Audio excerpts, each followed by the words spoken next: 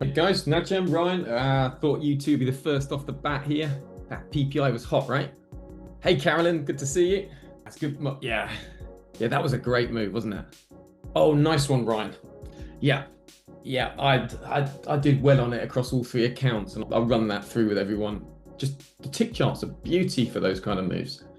Very, very nice. So, hey Carolyn, good to see you. Well, this changes the story, doesn't it? Or does it? We'll get into the detail now. Oh dear, the weather is hot. It's starting to really drain you. At least it's a bit cooler today here in the UK. Right then, folks, let's get stuck into it because time is of the essence with this one. Hot PPI. Look, beating across the board. Now, assure when you have a hot PPI print, eventually that translates into CPI. So the question now is this. Is this some of the tariff induced inflation that markets are struggling about, are fearing? If it is, right, that's dollar strength in the near term, that's equity market downside, that's the Fed less likely to cut interest rates, and all that talk of 50 basis points in September, you can throw it out the window. Just before the PPI, that's sort of chat that was around. Now, got to be steady here. Is this changing the dial? Well, let's look at short-term interest rate markets. They're updated every 15 minutes. And let's look at the expectations, right? So the expectations were 25.67%, right, just before the decision. After the decision, it's 23.36%. So in other words, the Federal Reserve before the meeting were expected to cut in September. After the meeting are not expected to cut. Okay. And the implied basis points for October has gone to 39.62 basis points. And that is down from 41.62. So in other words, but it's slight. So short-term interest rate markets are saying, yes, that is a hot inflation print, but we're not changing the Fed pricing. So, got to be careful. Now, in terms of E-mini trading, right, look at the hour. We're just right down into this value area high, right? Big support area. And I know Ryan likes these. He often catches these. We're right down into it. So very careful about shorting from here, okay? Now, out of the decision, you can see I've got my short here on this. That was, what, the bounce, Ryan? Was it? I know you well, right? Right, so what we had here on the tick chart was relatively straightforward, okay? Now let me just, that's the 5, that's the 15. I was going to put another chart up here so I don't lose this. And I'll show you. Markets are trying to track lower as we speak. In fact, we just had a 5-minute close. Let's just have a look. We just had a 5-minute close. Sellers have trapped buyers there. So technically there's a sell here, right? Because you've got the 5-minute buyers trapped by the sellers here. So technically you might move lower. The reason I'm not taking it is because of this big support and that second standard deviation. It could just provide a little bit of a bounce. So I'm going to leave it. But otherwise you'd expect that to move lower, okay? Now, the trade that I took was essentially this. Again, sadly took profit too soon, which was as soon as I got some buyers trapped. So there was the move, waited, got the pullback, second standard deviation, okay? You got buyers trapped here. That was the trigger, and they were trapped on this candle. Now, because it was a bit moot, I wasn't sure, so just wait to the next candle. And I was like, okay, yeah, clearly we're trapped. Entered the short there. Do you see that nice straightforward move? So buyers trapped against the second standard deviation, just rolled it down. Now, on my other account, I also got this little pullback here on the 15. I'll show you that. But that's just show you nice and straightforward. It probably could have held it. I think I just wanted to lock in some profit and it just drifted down. Now, on the 15 right here, what I had was these sellers, passive ones, trapping these buyers here. So pullback the standard deviation, right, to look for short. So when that came back to that 469 level, which is up here, right, that's the first standard deviation on the 15. once it got up there, first of all, when buyers got trapped there, entered one position, and then entered two more as buyers got trapped up here. Actually, specifically here, buyers got trapped there and then took that just down to the second standard, the first standard deviation. And now I'm just leaving it to one side because of this big, strong support. So I wouldn't be surprised if this is Ryan's trampoline, so to speak, right? And so I could see that just sucking people in, and the fact that has pricing massively shifted? No. Now around other markets, let's see the reaction. It's relatively mild. Volatility spiked up, equity futures are down. That makes sense. Higher interest rates, less conducive situations for businesses, equities down. Looking at the bond market, yields up. Why? Because interest rates are not expected to fall as far. And you can see gold took an obvious plunge on the decision. Silver, copper, all commodities pressured by the stronger dollar, apart from WTI oil. And you can see dollar strength and majors pressured.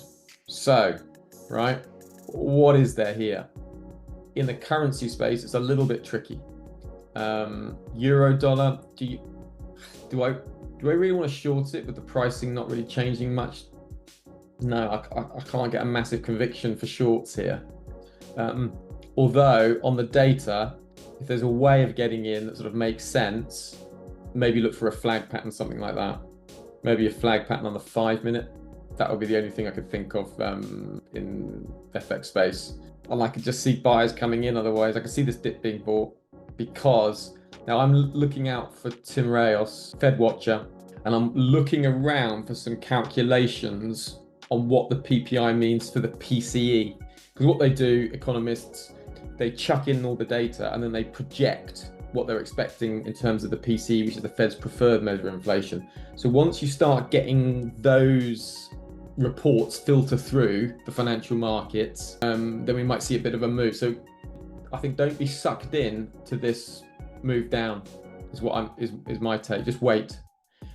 If we get a bounce, pull back, and then retrace selling, fine. All right, wait for it. Otherwise, just got to avoid jumping to conclusions here.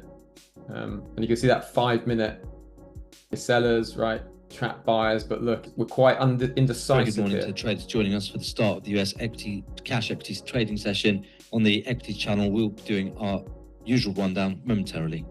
The good news is, right, we've got plenty of areas to be looking at. Ryan, I thought that as well. I'm really glad you said that. That's prompted me to get the guys to check it out. Because I looked at that, I thought that's a bit odd. It's this one here, 6524. Is that the one you thought was strange? Yeah, the lower standard deviation. That's the one that I thought was strange. I'm just telling the team now. Yeah. Thanks, boys. Yeah. That's actioned. And I'm really glad you said that, because I was just in two minds about that, and I thought, oh, that's not right. And I thought, oh, I'll leave it. It's so far above price, it's not relevant anyway. All right. The other difficulty we've got is the big geopolitical risk buzzing around markets with Trump meeting Putin tomorrow. There's going to be lots of headlines regarding that. And then we got University of Michigan sentiment at 3 o'clock tomorrow.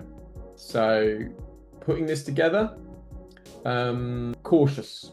You want to be cautious at this open and looking out for interpretation of the PPI, how it factors into the PCE, any further interest rate changes on the volatility tracker. The nice thing is that if interest rates, the greater the chance of a cut, then obviously equity markets should be pushing up. The less chance of a cut, equity markets pushing down, dollar pushing up. So, all right then, folks, that's my sort of play at the moment. I think that's what makes sense to me right now. I'm just checking I haven't missed anything obvious. Pound struggling with that dollar move. All the majors struggling with the dollar move, euro dollar. But, you look at the euro. I'm not going to jump into shorts here in the euro dollar. So I wouldn't be surprised to see dip buying. And I wouldn't be... Right, thanks, Ryan. Let's have a look. So Ryan says, how do we look at shorts? As I like the distance we could travel between 6467 and to 6430. I see what you mean. I guess the thing is on the hourly chart, we've cleared out some of those buyers there here on the hour. right? Globex Open. Actually, you've had quite a lot of dip buying in that, aggressive dip buying. So for me, Ryan, what I'm thinking is we've either got to see something at the end for the US Open that's really convincing, or a pullback, then a sell-off. So if we just look at the 15, this is nice here. But look, we've got 1 wick, 2 wick, 3 wicks. So you can see at the very least, dip buyers are coming in against that developed value area high. So where are we? Market is imbalanced, but this is the area, right, for that imbalance to be confirmed. So this is the battleground. Thanks, Nadja. 2 weeks ago, value area high. Yeah. So yeah, okay, good point. So we're firmly imbalanced, so we're firmly higher. Looking at the daily chart, we're going into yesterday's value area low here. So we've gone imbalanced. So I'm getting a bit of imbalance to the upside on the weekly, imbalance to the downside on the daily, right? And folks, just following today's PPI data, the folks over at Pantheon Macroeconomics updating their modeling for the PCE deflator. This is it. They say combining PPI data with Tuesday's CPI figures, they're estimating core PCE up 0.26% in July, lifting the inflation rate to 2.9% from 2.8% in June. Right. So fractionally hotter. And just a reminder, it's not a big change, right? After the CPI data, they had projected a 0.23. So now forecasting core PCE deflator based on the PPI today and CPI on Tuesday, 0.26 month on month in July. And they said that will lift the annual rate to 2.9 from 2.8. Right, okay. Here, so what we're going to look for, labour, prices, PCE year on year. Right. So they're expecting the core to go up to 2.9 from 2.8. So an uptick, and the month on month reading, they're expecting that to be at 0.26. So is that enough to massively change it? That's the question for shorts. Is this enough to massively change it? No. Right. So for me, Ryan, shorts just hold fire. The area to short, neutral. But I would favour neutral. Do you see the problem? The problem is, has it changed the pricing a little bit, but not much? So this deep dip from a fundamental perspective might find dip buyers. So we're gonna have to see. Weekly, this is technically lovely. This is your bounce, right? Ryan's bounce. But daily, we're underneath this developed value area from yesterday. So we're imbalanced to the upside on the weekly, but on the daily, we're imbalanced to the downside. So you'd look at like, get under there, and then you might start to get some sellers come in. But I'd be looking if we can get up above this area, and then you might be getting buyers up to that 6474. Ryan, I'm really sorry, because I understand in one sense that's like it's not like I'm not trying to answer. It's more like we got to wait and see, because if you go under this, maybe at the open, you might get a sudden flush down retest and then a bounce up. Or is it going to carry on going lower, and then we're going to go from imbalanced on the weekly back into some kind of balance? Do you see what I mean? Yeah, I think that's right. We just need to wait for that order flow so we get a little bit of direction. But for me, I don't want to short into this. No, it's great, Ryan. I'm more frustrated with myself, thinking I wish I could give a brilliant answer. So here we go. See, that's sellers, right? Coming in a little bit of volume. Who are they trapping? Can they trap anyone again? You see, you could say they've trapped those buyers there.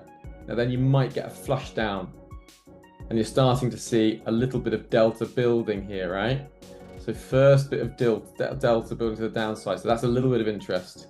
Yeah, exactly. That's a good, like that, you see, that's the sort of thing to look for, isn't it? On balance volume is moving sideways, but you could easily just get this drop and go here. Or you're going to get, sellers are going to come in and that and get sucked in as buyers just suck it back up, go above those sellers, and then test the VWAP.